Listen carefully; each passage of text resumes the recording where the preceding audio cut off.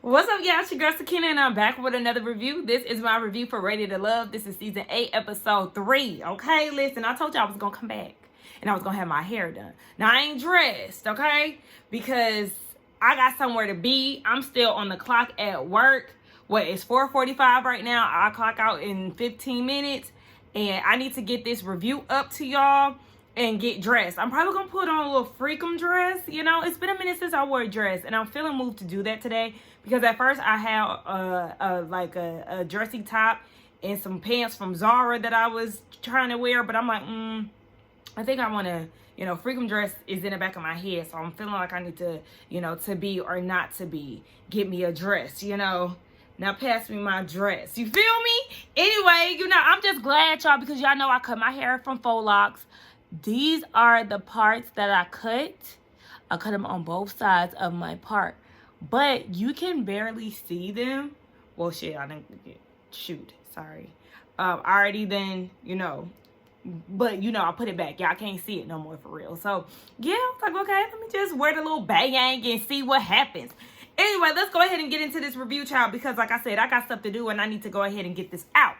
So it's the Women's Week to send a man home, and they're down at the Tommy's Lounge. I was about to say the Tommy's Tavern. He didn't change the name so much, but it's Tommy's Lounge this season. And he wants the women to take the men out on dates and tell them something that they typically wouldn't. Something that reflects them, a date that reflects them. So we see that Mercedes, Sue Ann, Mark Anthony, and Blake, they go on like this rollerblade, but not rollerblade type of date. I forgot what it's called. Y'all, working out is not a fun date. I don't understand why, but I understand why, because Mercedes said that is a big part of her. She likes to work out and she's really fit. So, I get it, but working out is not a fun date, especially when you're trying to get to know somebody. Okay, a walk, okay, but y'all doing military boot camps and all of that. No, please don't invite me because I'm not going to show up. But anyway, Blake automatically is turned off. And I'm like, I don't understand why the men are acting as if this is putting them in a compromising situation, because Mark Anthony said the same thing about how his homies is never going to let him live this down and they're going to send him the clip. You're working out. It's no different from being on a trampoline. You just have the little trampoline on your feet. I can't stand men who act like this. Anyway, Mercedes takes the time out to get to know Mark Anthony a little bit more. And he said that he moved around a lot as a kid and it was very chaotic. But now he has some stability and he really appreciates that. And then he asked her about her last relationship. It was about a year ago and it was because of infidelity. He actually had a baby on her and that was just a no-go. But despite all of that she went through with her ex, she's still a hopeless romantic. And she really took the time out, or wants to take the time out, to go for what she wants. Mark Anthony was feeling the conversation and he liked her opening up. He called her cute and, she flirting back. I said, it was giving a bit of moisture, guys. I was like, okay.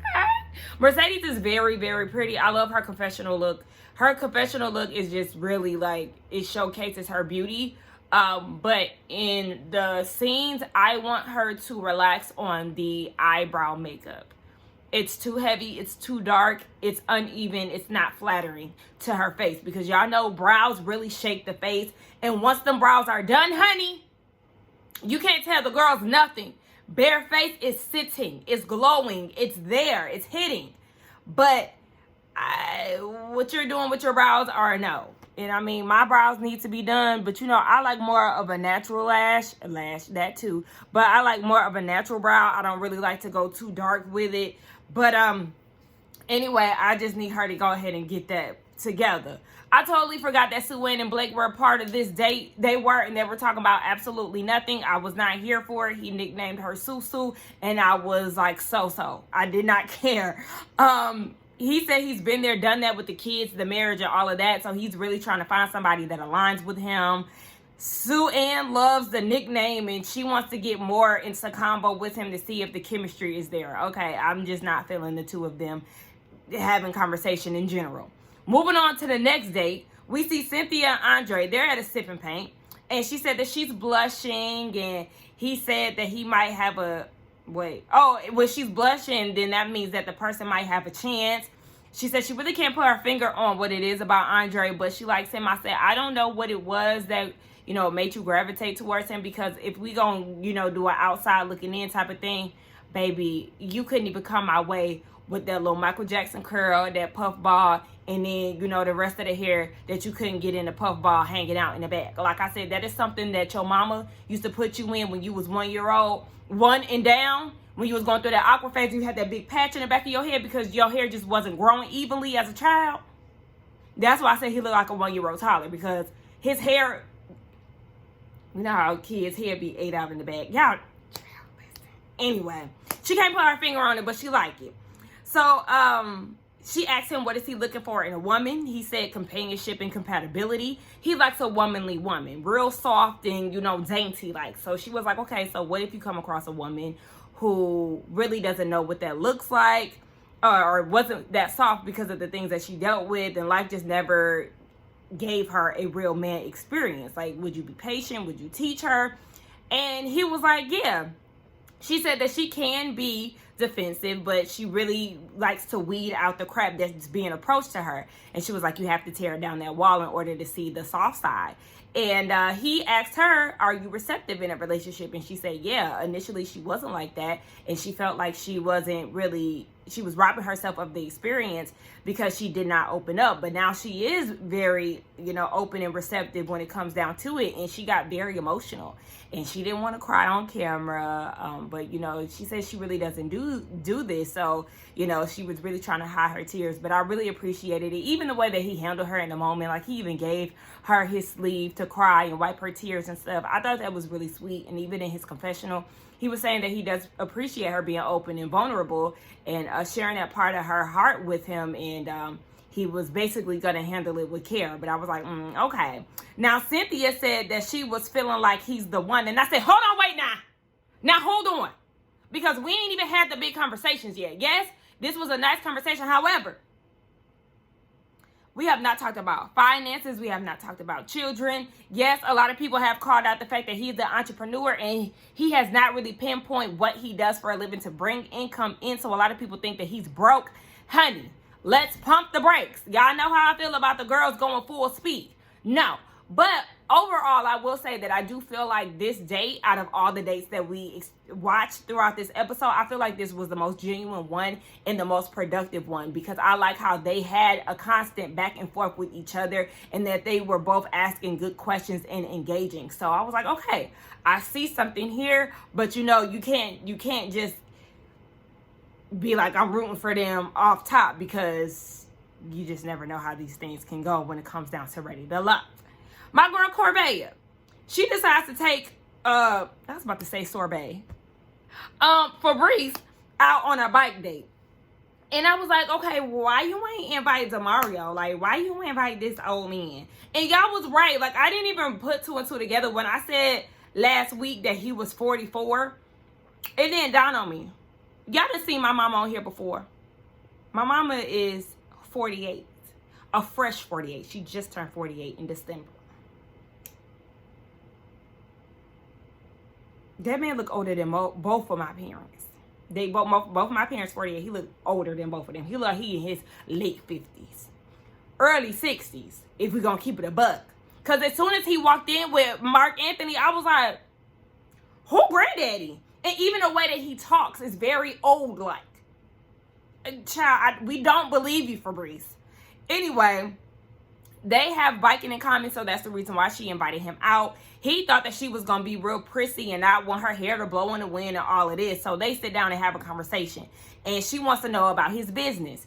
He said that he opened his first business at 27. And then I think around 2014, he had sold it. And she was like, wow, that's crazy, because I actually asked for somebody who started up a business and closed it. And it's not for the monetary reasons. It's because, and before she could even get it out, he cut her off. And I was like, wait, like, hold on, let her talk, because I really wanted to see what her response was.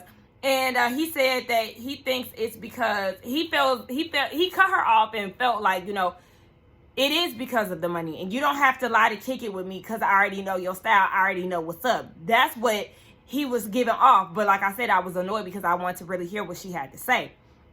So then he asked her what she likes to do for fun, and she said that she likes to encourage people online. And I was like, so that's what you like to do for fun? Just in general, or is just that a part of one of your hobbies? I mean, I would want more for you. I mean, but if that's a hobby for you, okay. But I would expect her to have more. Maybe bike riding is a hobby for her. Maybe she just wanted to put that out there because they were already bike riding. I don't know. But he was like, she's so young. And then he cuts her off again and was like, my first love was Puerto Rican, so I can understand you more than you can imagine. What does that even mean? Like, seriously, what does that mean? Because at the end of the day, everybody comes from different backgrounds. Just because I'm black, that does not mean that the next person can understand my background or where I come from automatically. Everybody is different. And I was just like, that was so confusing. I would have had to ask him, what does that mean? Just because you experienced a Puerto Rican girl, that don't mean that you got me figured out. That don't mean I come from a hard knock background. That don't mean I come from a prestigious background. You don't know me to even say that. You won't even let her speak to understand where she's coming from. Like, that really was making me upset. And then he feels like she's distant and it's making him feel uncomfortable. He's questioning, is she giving the whole her? And I'm like, first of all, you should never get the whole her on a first no basis. Know that. But also, she feels offended because she's like, how are you acting as if you know me better than I know myself, and then questioning me opening up? Like, it's not making sense. Yeah, it's not making sense. And I want him to go home. Like, ugh, this was a total dub. So we get down to the next day. It's Morgan, Marcia, Tony, and Lyndon. And I got to turn this heater off because I'm getting hot. I'm getting real hot. So they go on the beach date because both of the ladies have interest in both of the men. So it's a 2-for-1 type of situation. Morgan shared that she never been in love before. It's always been, she thought that she was in love or whatever, or in a relationship, and it was just more so of a decision than an actual feeling. Tony said he wants to question that more. He doesn't really look at that as a red flag. And I kind of get tired of men questioning women who haven't been in love, because you have to look at the dating pool, baby. Okay? A lot of y'all men are trash. Look at this show, for instance. I feel like there's so many great women on this show who seem to be great catches, have good things going about them, have beauty, have careers, all of that. And then you get paired with these trash men who really are not giving much of anything. This is slim pickings, boo. And this show is a perfect depiction of that. I'm looking like, what are you talking about, Tony? What do you even do? You damn whisperer. I'm sorry, y'all. Hold on. Because it's time for me to clock out. Let me put my out of office. I will be out of office for the remainder of the day. Welcome to Corporate Baddies. I have my Dell here. I used to want a Dell so bad growing up, y'all. I was like, oh, if you got a Dell laptop, you was in there. All right. Now I can clock out. I'm done. Yes, I was just over it. I'm like, y'all really ain't hitting on nothing, so be quiet, Tony. Linda says that this process is a big deal to him because of his lifestyle. He feels like he's really putting himself out there. So him and Marcia, they go off to the side and they have a conversation. And she wants to see if she can get a little bit more out of him because he got her number and he ain't do nothing with it. I said, oh, no, baby, that tells you all that you need to know. He was talking about this process is different because, you know, he's basically a nighttime person, so operating in the day. And she was like, oh, no. I ain't going to let you off the hook because at the end of the day, people make time for what they want to make time for. Who is that? Who is that? Y'all, it's two people who didn't came to our house today, knocking on our door. Or pulling up in the driveway. Like, what is that? Baby, we don't play them type of games around here. And we don't answer the door for unexpected guests. Anyway, yeah, Marcia said that she is attracted to him and she wants him to show more of himself. Next thing you know, he done leaned in for a kiss. She said, no. Like, I'm sorry, I read that wrong. Like, I was saying, I thought you were going to tell me something, not take the opportunity to try to kiss me. Child, she ducked that kiss with a quickness. And I was like, yeah, So he admits that he is quick to smooch. And I said, okay, well, if you quick to smooch, who else is you quick to try to kiss on this cast? Cause But I did like the interactions, you know.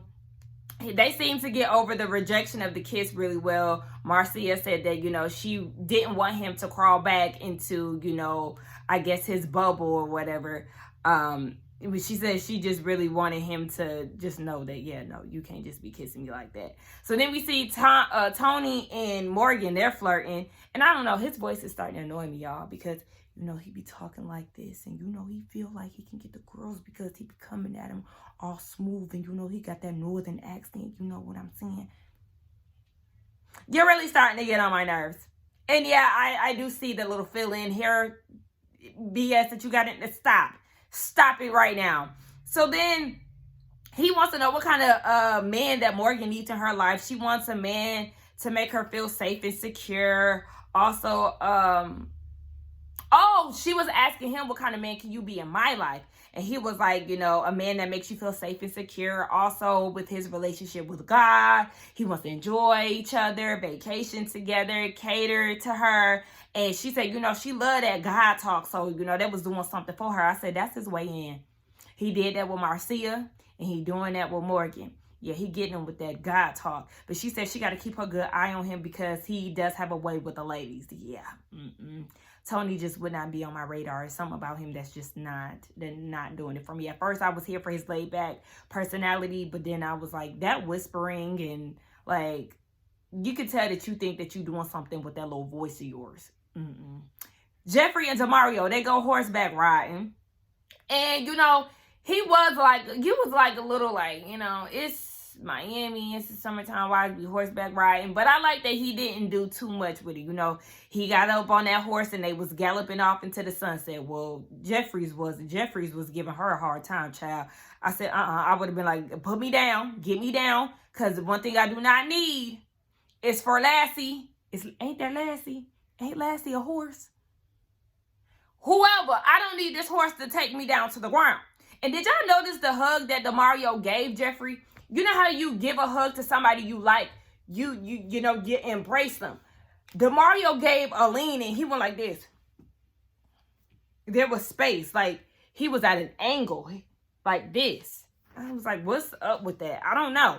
But they had a conversation. She wanted to share this horseback experience with him because that's something that she used to have in her life before her parents divorced. And she said, you know, you don't have any kids. How would that look with you dating someone who does? And he said he actually finds it attractive and he can help her with that. He also said that it shows him that she's good at financial and time management skills. I was like, oh, okay. So they both seem to be feeling each other. And this was kind of a date that took me by surprise because I don't know. I thought she liked Andre and I thought she liked somebody else that I can't remember right now. But yeah, I guess she felt some type of way about Cynthia, child. She was done with Andre. So Young Miami and Lyndon, aka Jonique, hey girl, they went to a wine bar. And she was like, how do you feel that life fits within your lifestyle? Because, you know, you are a man of the night. And he was like, well, it's more so a lot of office work. So I'm not really into the partying aspect. And she was like, I mean, ain't nothing wrong with that because, you know, I like a little balance. You know, I like a man who can do both, work and kick it. And she said that her issue is that she compares a lot of men that she's dating to each other. And she feels like she needs to stop doing that. And give men a chance and see them for who they really are and really open up if they deserve it. So I was like, okay, you know, this day I wasn't mad at it. You know, you just never know. I could see them being friends more than anything. I don't really see a romantic thing here. But like I said, I don't see any man for Jonique here. I just don't. But, you know, opposites attract sometimes. So you just never know how things will pan out. We get down to Tommy's Lounge. And they talk about who they interested in. Everybody's pretty much interested in their dates except for Corvette. And then Marcia said that she was both, she was interested in both of her dates. Suann said that she was interested in Anthony. Y'all, why I can't talk? So yeah, Suann said that she was interested in Blake and Anthony. I was like, dang, we really don't get to see Anthony or Blue. Those were the two men that we did not see this episode. So y'all better start making yourselves known now. Jonique said that she's interested in Blue and Lyndon, and then, you know, everybody else was who they went on a date with. Who they're not interested in, Marcia is not interested in DeMario. She said he gives robotic energy, and Jonique had agreed with that. Cynthia says she's not interested in Tony because he be looking and don't be saying nothing. And some of the girls agree with that. But, you know, Morgan ain't like that because that's her man. I'm sorry, girl. They say your man ain't giving nothing. Corvette, she's not interested in Lyndon because he appears as a player because he tried to kiss Marcia and he tried to kiss her too. I said, now, hold on. When did all of this happen? Because y'all both made it clear that y'all wasn't into each other. So when did y'all have the time for attempt kisses? Did he try to kiss you after y'all had the date? And after he admitted to putting you in the bottom? I don't know. Why he doing all of that? And why you didn't say Fabrice, the old man? So then, speaking of him, Jonique was like, yeah, I'm not interested in Fabrice. No, we are not here for Cat Daddy. And Corvette was like, yeah, yes or no. Marcia was like, yeah, she was over all the sex talk and tickling his pickle. No, thank you. Morgan said she ain't into Blake because he attacks women who want to have children. And then he told Jeffrey that he was tired of doing this process because he already found the girl that's for him. And the girl that's for him is Jeffrey. And she said that she feels like he's hovering over her. He wants to know her whereabouts all the time. And she's exhausted. I was like, oh, okay. So then Tommy tells him about the second chance lifeline. And I said, please don't disappoint me and use it this early. Go ahead and send Fabrice or Blake home without a question. So we get down to the elimination. It's Suwan and Blake, and then it's Marcia and Fabrice. So with Suwan and Blake, she tells him about the whole Jeffrey situation and choosing her and hating this process. And he said that's not true. And she was like, oh, but she also said that you was controlling. He was like, no, that's not true. But I had a feeling that, you know, that was going to be misinterpreted. Okay. He's still ready to love, but he said that he's going to be a little bit more rough now that he has this information. Rough? What does that mean? Go ahead and send him home right now. Marcia and Fabrice, she's telling him about the women, how they wasn't feeling the sex talk. This fool had the nerve to say that that's a lack of maturity. And if they said that they didn't say that, if they said that sex isn't as important, then that they're lying. Nobody said that it wasn't important. They just don't want to talk about it 24/7, especially with somebody that they just met, because it definitely gives off the wrong impression that you only looking for somebody to pound on, and ain't nobody interested in you definitely pounding on them. Like, ew. I was just like, that to me showed a lack of intellect, because if you can only offer us sex talk, everything that the women asked you last week reverted back to sex. Everything was sexual. Even the one-on-one conversation that you had with Jeffrey talking about the tattoo, everything is taken back to sex. So yeah, nobody is interested in that, sweetie, and nobody is interested in doing you, and for that, bye. You are not ready to love. I really would have been happy if they hit us with a double elimination. Send both of them home. Why not? They didn't have nothing to give, so yeah. Anyway, I kind of zoomed right past that. The episode really didn't give much, but for my predictions, what woman is going to go home next week? I wouldn't be surprised if Suwan was in the bottom, because I don't see her connecting with too many people. Maybe Blake will save her. I don't know. Maybe Jonique. I don't know, y'all. Well, shoot. It seems like it's going to go down on this yacht party that they have next week. And it looks like Jeffrey is going to get some smooches from Mark Anthony, and that sends DeMario in an uproar. So then they have a battle of the second lifeline or whatever the hell it's called. I'm like, oh gosh, y'all about to use it already?